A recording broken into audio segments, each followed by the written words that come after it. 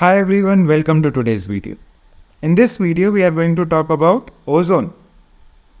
तो आप सभी लोगों ने ओजोन का नाम सुना होगा थ्रू ओजोन लेयर। पर अगर मॉलिक्यूलर फार्मूला की बात करें तो molecular formula of ozone is O3। तो ओजोन भी क्या है, एक एलोट्रोपिक फॉर्म है ऑक्सीजन का, राइट। तो ऑक्सीजन के बेसिकली दो एलोट्रोपिक फॉर्म्स हो गए, one is O2, another one is O3।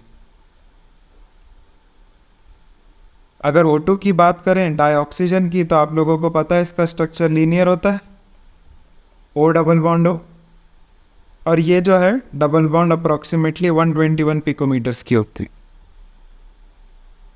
वहीं पर मैं ओजोन की बात करूं तो ओजोन लीनियर नहीं होता है, वैसे उसका शेप बेल्ट होता है, इट शोस रेजोनेंस, है ना। कोऑर्डिनेट बॉन्ड लेफ्ट में भी बन सकता है, राइट में भी बन सकते हैं। तो आप देख रहे हैं ड्यू टू रेजोनेंस कोई भी ओ बॉन्ड को अगर मैं ले लूँ तो कोई भी ओ बॉन्ड ना सिंगल है ना ही डबल है ना, वो इन दोनों का इंटरमीडिएट है। तो that is approximately 128 picometres. Bond angle की बात करें, if you talk about this bond angle, this is approximately 117 degrees, right. तो ओजोन की अगर मैं सिंथेसिस की बात करूं तो लैब में बनाना थोड़ा मुश्किल होता है और बहुत ज़्यादा क्वांटिटी में हम बना भी नहीं सकते। But if you want to try, what do, we basically do silent electric discharge of oxygen. तो बात ऐसी है, मैं O2 को अगर O3 में कन्वर्ट करने की कोशिश करूं, रिएक्शन बैलेंस करता हूं, 2O3 is giving, I am sorry, 3O2 is giving 2O3। अगर इसके करस्पॉन्डिंग हम लोग एंथैल्पी चेंज की बात करें तो that enthalpy change is approximately 142 kilo joule per mole. आप ये देख रहे हैं डेल्टा एच की वैल्यू ये पॉजिटिव है, मतलब ये रिएक्शन एंडोथर्मिक है। एंडोथर्मिक है इसका मतलब क्या है कि आपको अगर ओजोन बनाना है तो आपको ही एनर्जी देनी पड़ेगी, ये तो कोई बात ही नहीं हुई, है ना। पर ऐसा ही होता है, ओजोन बनाना रूम टेम्परेचर पे या लेबोरेटरी में बहुत मुश्किल होता है। तो अगर मेरे को बहुत हाई हीट सप्लाई करनी है तो हम लोग क्या करते हैं, इलेक्ट्रिक डिस्चार्ज करते हैं।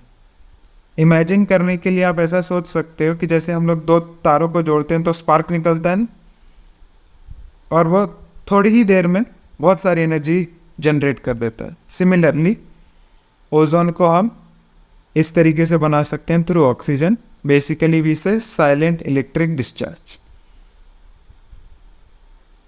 तो अगर मैं ओजोन की बात करूं तो क्या अर्थ क्रस्ट में या नॉर्मल एटमॉस्फेयर में हमको ज़्यादा ओजोन मिल पाती है? जवाब है नहीं। ओजोन हम लोगों को जनरली अगर हम लोग ऊपर जाएंगे, ज़्यादा दूरी पे जाएंगे तब मिलेगी। फॉर एग्जांपल सपोज करो अपन यहाँ खड़े हैं, यहाँ पे सन है, तो व्हाट एग्जैक्टली हैपन्स इज कि अपनी ग्राउंड लेवल से 20 किलोमीटर हाइट पे अगर मैं बात करूं, उसके बाद जाके मेरे को ओजोन मिलती है ना।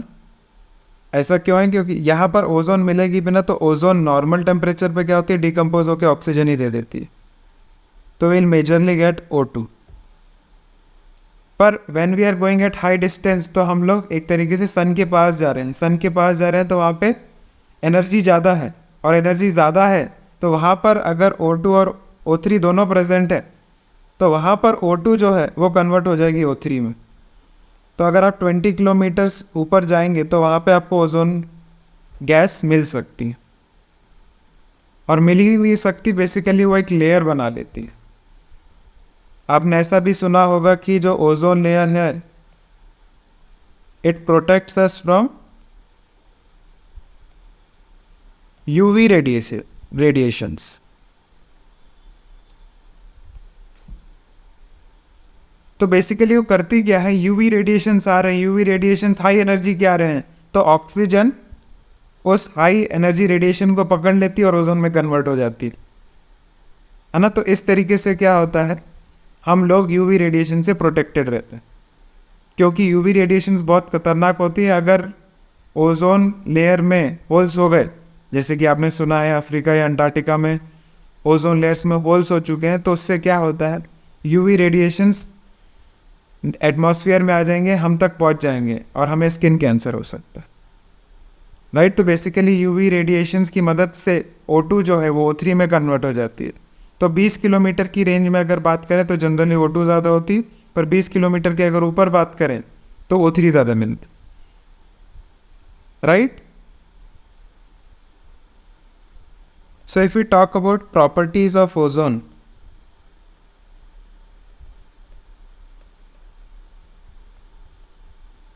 तो first of all ozone is diamagnetic,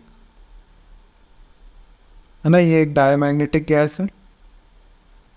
colour की बात करें तो इसका कलर होता है पेल ब्लू अगर गैशियस फॉर्म में है। अगर गैस पार्टिकल्स पास पास आते जा रहे हैं तो वो लिक्विड में कन्वर्ट हो जाएंगे और कलर थोड़ा इंटेंसिफाई हो जाएगा, तो the colour becomes dark blue. अभी भी नहीं मान रहे हैं, आप कह रहे हो कि और पार्टिकल्स इकट्ठे करना है, तो जब हम सॉलिड फॉर्म में करते हैं तो इसका कलर हो जाता है वायलेट ब्लैक, है ना। Basically the colour is intensifying as the particles are getting closer, है ना, इकट्ठे होते जा रहे हैं तो इंटेंसिफाई होता जा रहा है। इसकी एक कैरेक्टरिस्टिक फिशी स्मेल होती है, एक अलग सी स्मेल होती है इसकी, है ना। ये लो कंसंट्रेशन में हार्मलेस है हमारे लिए, पर अगर हाई कंसंट्रेशन हो गई, हाई कंसंट्रेशन बोले तो अगर 100 ppm से ज़्यादा हो गई तो वो टॉक्सिक हो जाती है। मतलब बेसिकली हमें हेडेक होने लगता है या we get a feeling of notion, right. तो these are some properties of ozone. Next अगर हम ओजोन की बात करें तो आपको ये तो पता चल गया नॉर्मल एटमॉस्फेयर में ओजोन जो है वो O2 में कन्वर्ट हो जाएगी, right, because this reaction would be exothermic, ये रिएक्शन इजीली हो सकती है ना। This reaction is spontaneous.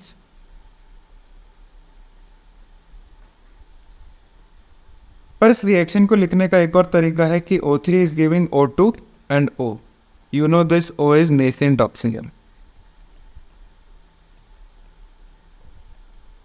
और nascent oxygen is used for oxidation.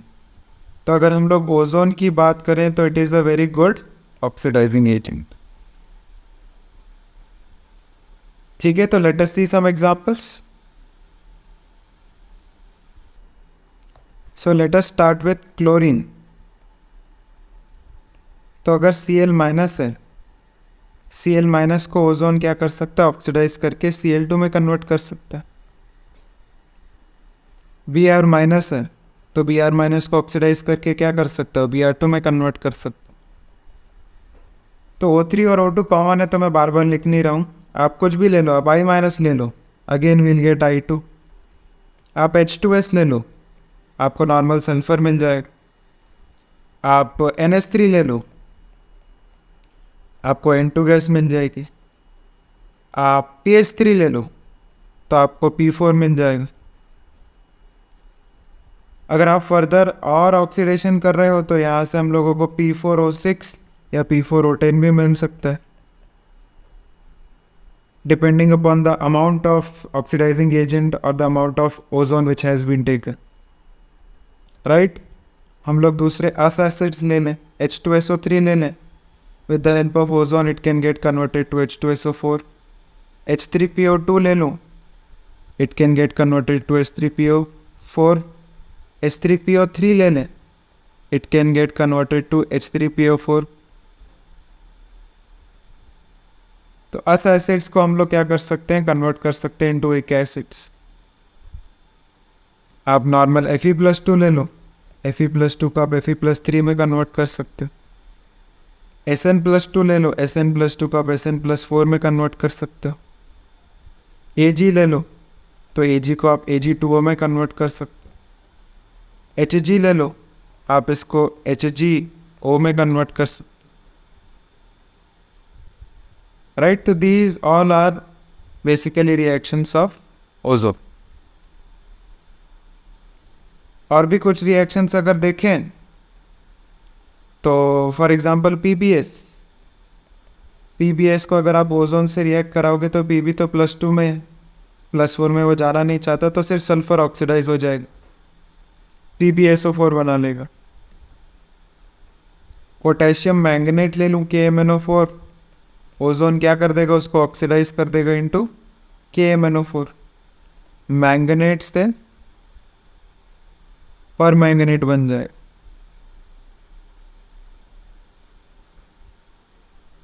यहाँ पे आप ये भी कर सकते हैं कि अगर आपने जैसे P4 ले लिया, उसकी रिएक्शन O3 से करे और पानी डाला, तो P4O3 की मदद से पहले तो फास्फोरस अपना ऑक्साइड बनाएगा और फिर पानी की मदद से ऑक्सी एसिड बन जाएगा। तो जैसे कि we can get H3PO4। Sulphur ले लो, सल्फर क्या कर सकता है, O3 की मदद से SO2 बनाएगा और करके SO3 बनाएगा, अल्टीमेटली H2SO4 बना लेगा। तो these are some more reactions of ozone. तो बेसिकली हमको ये बात समझ में आई कि ozone is a very good oxidant, it is a very good oxidising agent. Okay, तो नेक्स्ट अगर if we talk about quantitative estimation of ozone, तो बेसिकली क्वांटिटेटिव मतलब हमें क्वांटिटी जानना है, एक तरीके से उसकी कंसंट्रेशन जानना है। तो बेसिकली हम लोग यहाँ पे करते हैं एक आयोडोमेट्रिक टाइट्रेशन। आयोडोमेट्रिक टाइट्रेशन इतना ज़्यादा ये पूछा नहीं जाता, पर क्योंकि एनसीईआरटी में मेंशन किया गया है तो we are discussing about that. तो बेसिकली व्हाट हैपेंस इज कि O3 की रिएक्शन सबसे पहले मैंने Ki के साथ करा दी। तो O3 क्या एक ऑक्सीडाइजिंग एजेंट है, तो आयोडीन को क्या करेगा, ऑक्सीडाइज कर देगा I2 में और O2 में खुद कन्वर्ट हो जाएगा। पर वो जो O2 है K के साथ रिएक्ट करके K2O बना लेता है। तो ये जो K2O बना है ये क्या है, एक बेस है, और ये आयोडीन क्या है, एक नॉन मेटल है। तो आपको ये पता होगा कि कभी भी नॉन मेटल बेसिक मीडियम में डिस्प्रपोर्शनेट करता है।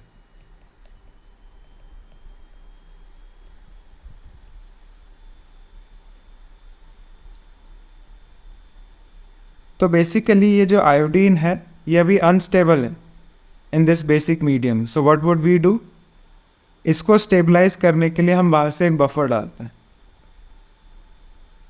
है ना। बोरेट का एक बफर होता है जिसका pH इज अप्रोक्सीमेटली 9.2। तो ये जो बफर है ये क्या करता है, इस बेस को संभाल के रखता है, इस बेस को उसके पास जाने नहीं देता, आयोडीन के पास, है ना। और अगर वो आयोडीन के पास जाएगा नहीं तो इजीली हम लोग आयोडीन जो है उसको नेक्स्ट रिएक्शन में यूज़ कर सकते हैं, क्योंकि नेक्स्ट रिएक्शन जो है आयोडोमेट्रिक की सेकेंड रिएक्शन है, which is iodine which reacts with Na2H2O3 which is also called as hypo. वो बना लेता है I- और Na2S4O6 सोडियम टेट्राथायोनाइड। ठीक है, तो through this we can determine the concentration of iodine I2 and then we can basically determine the concentration of ozone. तो इस तरीके से we can basically do a quantitative estimation of ozone. Next if we talk about some of the uses, तो सबसे पहले तो एक जर्मीसाइड है। जर्मीसाइड मतलब जर्म्स को मारता है ना। डिसइंफेक्टेंट बोलना चाहो तो डिसइंफेक्टेंट भी बोल सकते हैं। कुछ लोग इसको वाटर की क्लीनिंग में भी यूज़ करते हैं।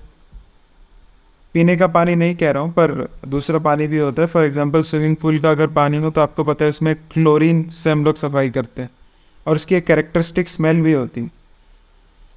तो टू अवॉइड दैट स्मेल हम लोग क्या कर सकते हैं, instead of using chlorine we can use ozone. तो ओजोन वो क्लीनिंग कर देगा और वो क्लीनिंग के बाद ओजोन की कोई स्मेल भी नहीं, तो कोई दिक्कत भी नहीं हो। गिवन दैट कि ozone is in low amount, है ना, बहुत ज़्यादा अमाउंट में नहीं ले रहे, नहीं तो वो भी टॉक्सिक हो सकता है। तो क्लीनिंग ऑफ वाटर की तरह क्लीनिंग ऑफ वाटर में यूज़ कर सकते हैं। We can use in manufacture of KMnO4। Potassium permanganate की सिंथेसिस में भी we can also use. Also we can use it as a bleaching agent,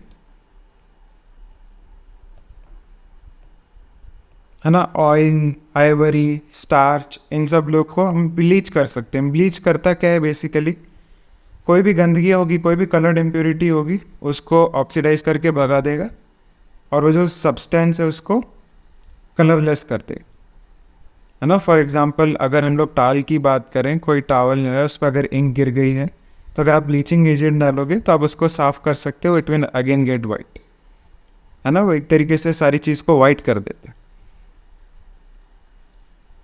finally अगर हम लोग ओजोन लेयर की बात करें तो ozone layer is getting depleted, है ना। And you know the reason is, one is the gases present in refrigerator,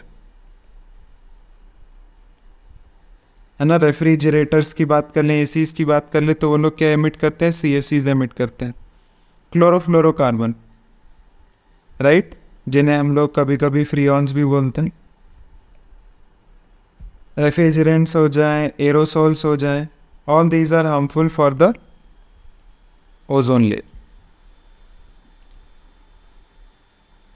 और अगर हम लोग बात करें एयरक्राफ्ट्स की, सुपरसोनिक प्लेन्स की, तो उसमें क्या होता है, हमने ये जब ऑक्सीजन की वीडियो में भी हमने ये बात करी थी कि N2H4 जो है, अगर ये फ्यूल की तरह यूज़ किया जा रहा है hydrogen, it is going to produce NO and H2, है ना। तो ये हमने बात करी थी पिछले वीडियो में। तो basically this is use as a propellant, जिससे क्या होगा, हमारा जो रॉकेट है वो आगे की तरफ या ऊपर की तरफ जाएगा। अगर आपने वो ऑक्सीजन वाली वीडियो नहीं देखी तो you can watch that video, I will be adding the link in the description below. तो हो क्या रहा है कि ये जो रॉकेट से हमने क्या किया, नाइट्रिक ऑक्साइड बनाई, और ये जो नाइट्रिक ऑक्साइड है ये वापस ओजोन लेयर को डिप्लीट करता है। क्यों? क्योंकि ये जब इससे रिएक्ट करेगा तो ये बना देगा NO2 और O2, तो ozone layer is getting depleted again, right. तो ये सारी बात हुई ओजोन की, है ना। मेजरली हमने देखा ओजोन का एक ही फंक्शन है, सबसे अच्छा फंक्शन है कि वो एक बहुत अच्छा ऑक्सीडाइजिंग एजेंट है, ऑल्सो वो एक बहुत अच्छा bleaching agent, right? So that is all for today's video. In the next video we'll be discussing about nitrogen, dinitrogen, N2 gas. Okay, so stay tuned.